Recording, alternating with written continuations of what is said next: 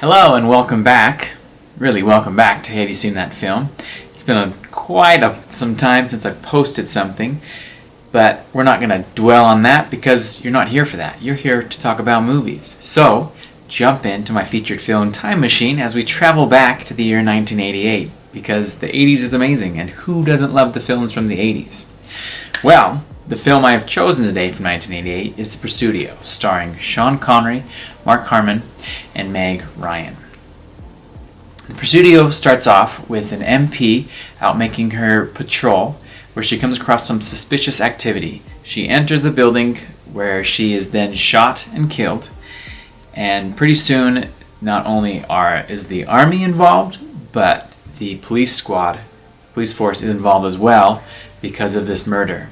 And so Sean Connery is kind of the head or the top dog of the military police, where there's Mark Harmon, who's a detective who was kicked out of the military because of Sean Connery. So they don't really like each other. But along the way, they end up working together as they try to solve the case of the MP that was shot, who was very good friends with Mark Harmon's character. Well, to add drama on top of that, Sean Connery's daughter, played by Meg Ryan, starts having a thing for Mark Harmon, and the two of them start forming this romance, which naturally Sean Connery does not approve of, and Meg Ryan is like, well, I'm old enough and I can date whoever I want. Sean Connery's like, oh, you're my daughter, don't date her. And Mark Harmon's just kind of like, I like you, this is going to get back at your dad, let's do this. And so there's that thing going on while the two of them, Sean Connery and Mark Harmon, are trying to work through their differences so that they can then solve this case. And that is the premise of The Presidio. Now, The Presidio came out the year after Sean Connery's Academy Award for Best Supporting Actor in Untouchables. So Sean Connery is like back at his top of his game here. I never really feel like Sean Connery left from the top of his game, but he was a hot topic then. He was obviously at the time the biggest star in this film. Meg Ryan was still kind of up and coming. She had not starred in When Harry Met Sally yet, which is the following year. And Mark Harmon, when it comes to featured films, he never really seemed to break out in there. As most of you know him, he's from the NCIS TV series, which he was on for a very long time for.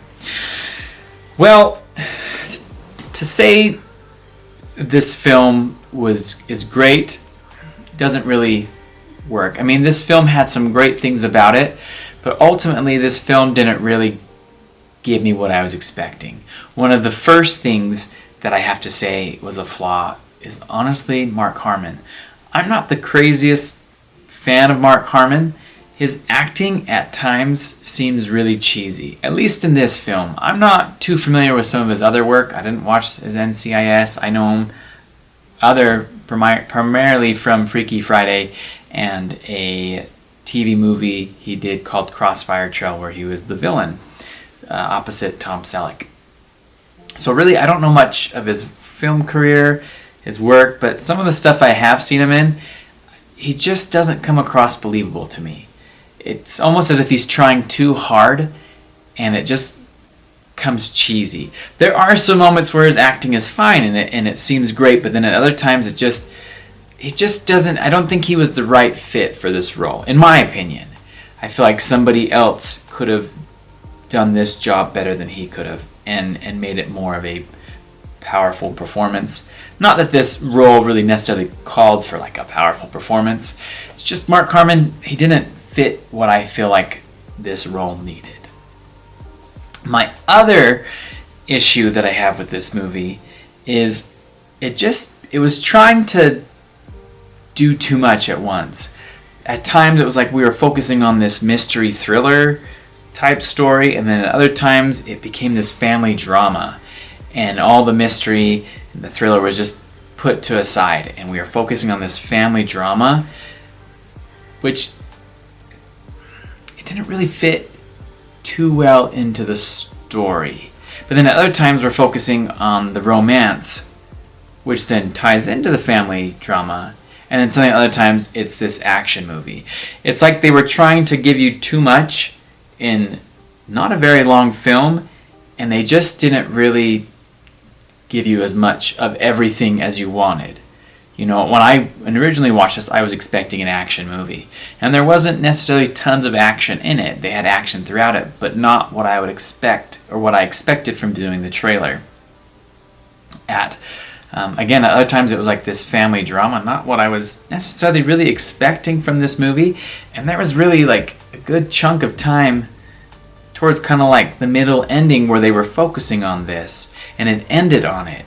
And I feel like, yeah, that was maybe a good story, but it just there was too much going on, and I wasn't getting what I was expecting from this movie, and there wasn't enough time to really develop some of these other plots that they were really wanting to build upon. So that's where I kind of feel like the movie failed. But honestly, this movie's got some awesome 80s cheese to it. There is a whole scene where Sean Connery beats up a guy with just his thumbs. And honestly, this scene in the movie has nothing for the movie. Like, it does not propel the story forward. It does not do anything for the story. It's just, hey, let's have Sean Connery beat up some ornery trucker guy, manly macho guy with his thumbs. And not his left thumb, because that's much too powerful. His right thumb. And so really, they're in this diner, and there's a whole scene where Sean Connery is just beating a guy up with his thumbs. Which, again, it's like, that's totally awesome 80s stuff, but it served no purpose to the story. That scene did not have to be in there, and it would have still been the same movie. But honestly, it was the most memorable thing about the movie, because I am talking about it now, because other than that, there's not really a whole lot of memorable stuff. Even the mystery that they were trying to solve, I had a hard time following that.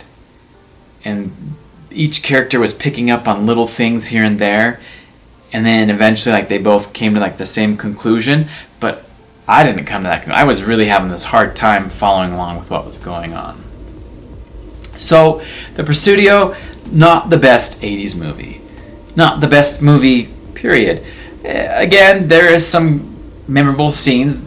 Sean Connery beating up a guy with his thumb, but other than that, there wasn't really this.